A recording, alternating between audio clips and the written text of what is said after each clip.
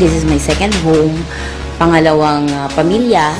Dito na nakuha ko lahat ng pangarap ko. Sobrang masaya ako kasi ang laki ng naidulot sa pamilya namin, financially actually.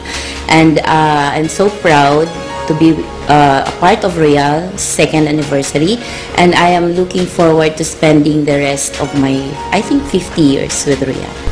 Napakahirap pong bilang isang ina po, napakahirap pong malayo sa mga anak. Kaya nag-decide po akong bumalik dito.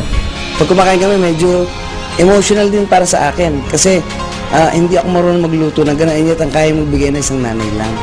Yung nanay nila, 1,000 kilometro pang layo. Hindi po ako nagsisisi sa pagbalik po dito sa Pilipinas dahil very successful naman po kami sa Royal. We are proud to be Royal. Yes. Hello! It's been 2 years. Happy second year anniversary, Royal Business Club. Don't forget, Fit and Trim. Only here at Royal Business Club. To the Royal Business Club, happy anniversary, more power, more anniversaries to come, more good business, and more blessings. Happy anniversary. God bless. Happy second anniversary sa Royal Business Club. Ayan, congratulations sa inyong lahat. At bonggang-bongga at patuloy na bumabongga ang mga gustong sumali sa organisasyong ito. Congratulations sa mga may-ari, sa lahat ng mga miyembro. At sana patuloy pang bumongga ng pare-parang tayong gumanda. Walang humpay na kagandahan ang mangyari sa mga buhay nating lahat. At syempre, sana habang umaasenso kayo, hindi ako kakalimutan. Sana bigyan niyo pa ako ng mga pampaputi. Lahat tayo gumanda. Bonggang-bongga. Happy second anniversary sa Royal Business Club. Good luck, more power, and God bless you all.